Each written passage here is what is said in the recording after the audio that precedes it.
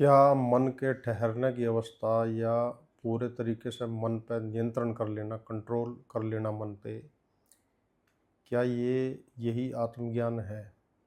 ऐसा एक प्रश्न मेरे सामने आया है।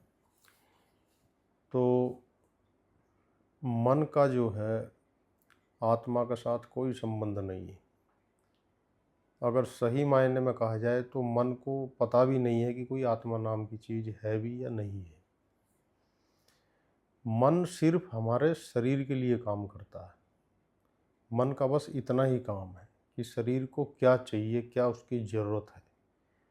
उस ज़रूरत के अनुसार जो है वो मन में इच्छा पैदा करता है, और उस इच्छा के पैदा होने से हमें उस चीज़ की जो है आवश्यकता महसूस होती है कि मेरे शरीर को ये चीज़ चाहिए, प्यास लगी तो पानी चाहिए, भूख लगी तो खाना चाहिए।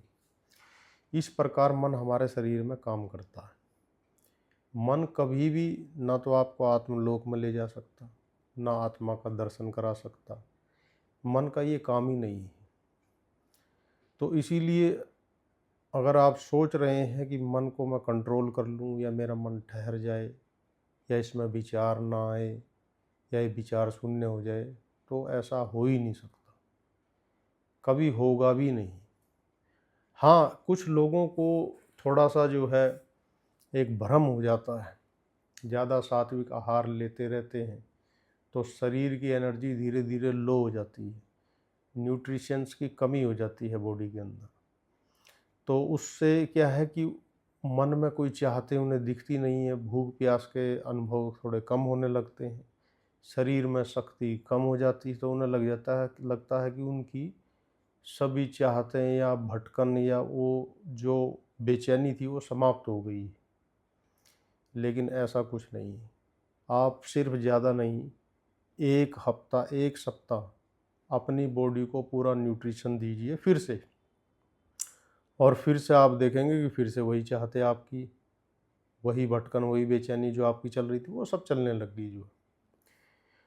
तो मन से इसका कोई संबंध नहीं। मन को ऊर्जा मिलती है खाने से, भोजन से, और एनवायरनमेंट में जितने भी प्रकार की चीज़ें हैं, वायु है, शुद्ध प्राणवायु है, शुद्ध जल है, और सूर्य है, चंद्रमा है, इन सब चीज़ों से मन ऊर्जावान होता है। ज़्यादातर उसको एनर्जी खाने से, भोजन से मिलती है। तो अगर आप व्रत रखेंगे, फास्ट करेंगे, तो धीरे धीरे जो मन कमज़ोर तो हो जाएगा, लेकिन उससे आत्मज्ञान नहीं होगा।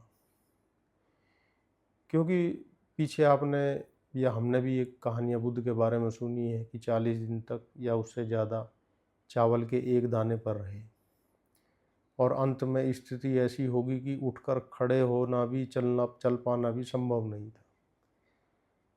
फिर बाद में उनको किसी ने खीर खिलाई, तो उस खीर खाने के बाद जब उनमें शक्ति आई तब उन्हें आत्मज्ञान हुआ। आत्मज्ञान उनको ये नहीं हुआ कि खीर में कोई आत्मज्ञान छुपा हुआ था। आत्मज्ञान उन्हें ये हुआ कि मन का आत्मा से कोई लेन देन है ही नहीं। आत्मा तो मन चाहे कैसा भी है, लो एनर्जी है, हाई एनर्जी है, या उसमें कोई अवसाद है, कोई डिप्रेशन है, या कोई मानसिक बीमारी, उसका आत्मा से कोई संबंध ही नहीं।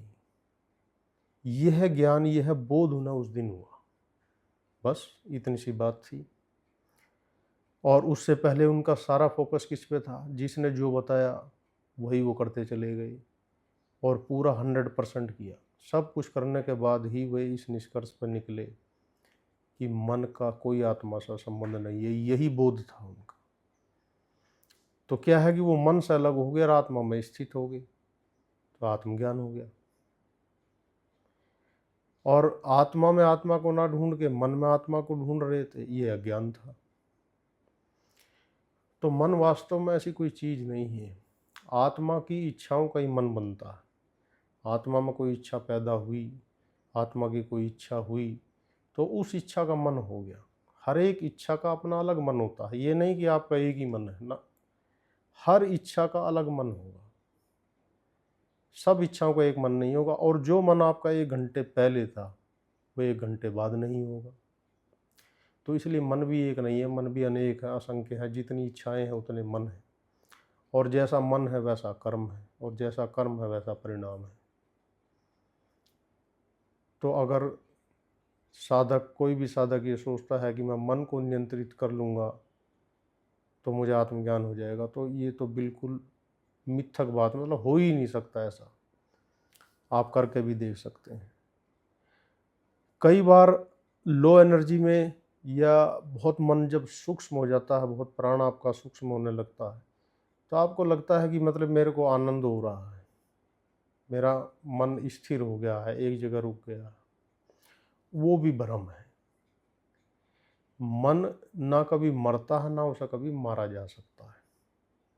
बस यही है कि मन में जैसी ऊर्जा होती है, जैसी शक्ति होती है, वैसा वो कार्य करता है। अगर कम शक्ति है तो कम कार्य होगा, फिर वो उतना ही कार्य करेगा जितना शरीर को जिंदा या सर्वाइवल मोड पर रखने के लिए ज़रूरी है। वो अपनी उस स्थिति में, उस स्टेज में चला जाएगा। आप उसको ज़्यादा भोजन नहीं दोगे, कुछ अच्छा उसको जो चीज़ें चाहिए शरीर के लिए ज़रूरी वो नहीं देंगे, तो वो मन अपने सर्वाइवल मोड पे चला जाएगा। मरने का कोई मतलब नहीं है उसका। उसको दोबारा से वो जब चीज़ें मिलेंगी तो वो फिर वैसा ही हो जाएगा। तो ये बात भी गलत है कि मन जब सूक्ष्म हो जाता है, प्राण स्थिर होने लगता है, तो लोग कहते हैं समभाव हो गया, अब समाधि लग जाएगी। नहीं, समाधि लगेगी ही नहीं।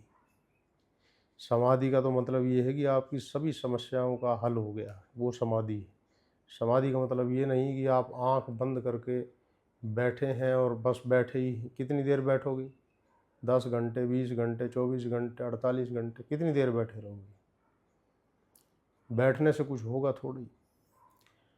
नींद में चले जाना या किसी प्रकार की हिप्नोटिज्म वाली स्टेज में, सम्मोहन वाली अवस्था में चले जाना कोई समाधि नहीं है। समाधि का अर्थ यही होता है कि आपके सभी सवाल पूरी तरीके से गिर गए हैं, समाप्त हो गए।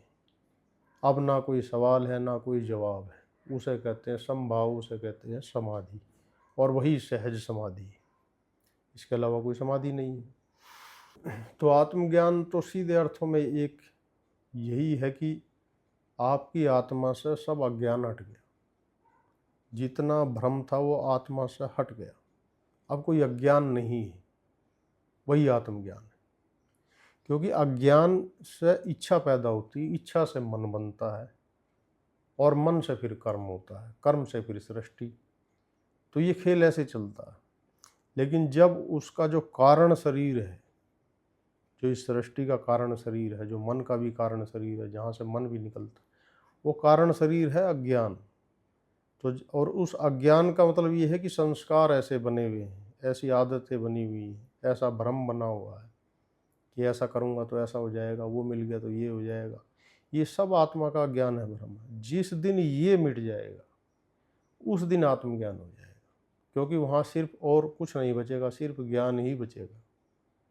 बल्कि ज्ञान भी नहीं बचेगा, सिर्फ आपकी आत्मा ही बचेगी, और उसका आपको स्पष्ट दर्शन होगा। और अज्ञान हटेगा आपकी बुद्धि से। जब आप चीज़ों को अनुभव करके उन्हें समझना शुरू करेंगे, उनका निष्कर्ष निकालेंगे, उनका विश्लेषण करेंगे, उनका एनालिसिस करेंगे, तो आपको बिल्कुल स्पष्ट समझ में आएगा कि आपको क्या चाहिए, आपको क्या नहीं चाहिए, या क्या सही है, क्या गलत है। ये सब ज्ञान आपके अंदर ही है, अपना आप ही स्वतः ही प्रकट होने लगेगा। तो इस स्थिति को कह देते हैं आत्मज्ञान। यहाँ ना कोई सवाल है, ना कोई जवाब है, हर समय सहज अवस्था में हो, नेचुरल जी रहे हो, ना किसी को कंट्रोल करना है, ना किसी से कंट्रोल होना है, ना ये चाहत करनी है कि ये मिल जाए, ना ये चाहत करनी कि ये ना मिले।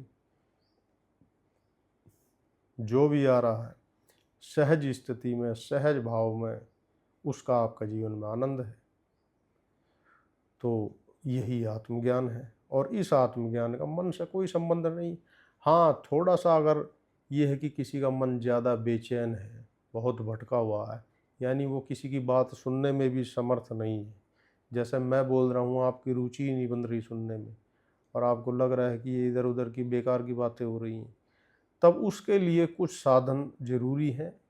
मन को हल्का सा फोकस करना, कंसंट्रेट करने के लिए कुछ विधियां करके आप जो है उसको थोड़ा सा शांत कर सकते हैं, क्योंकि शांति में चीज़ें जल्दी से समझ आती हैं। जब मन पूरा शांत होता है तो उसके अंदर ऊर्जा से भरा हुआ होता है, और जब आपकी ऊर्जा भरी हुई होती तो आपके सेंसेज, आपकी इंद्रियां किसी भी चीज़ को पूरा का पूरा ग्रहण करती हैं। तो उससे आज आपकी समझ विकसित होती है, बुद्धि विकसित होती है। तो इस तरीके से तो मन के ऊपर काम करना ज़रूरी है, लेकिन उसको कंट्रोल नहीं करा जा सकता। आशा करता हूँ कि आपको यह विषय अच्छे से स्पष्ट हो गया होगा, और मुझे सुनने के लिए, समय देने के लिए आप सभी का बहुत बहुत धन्यवाद।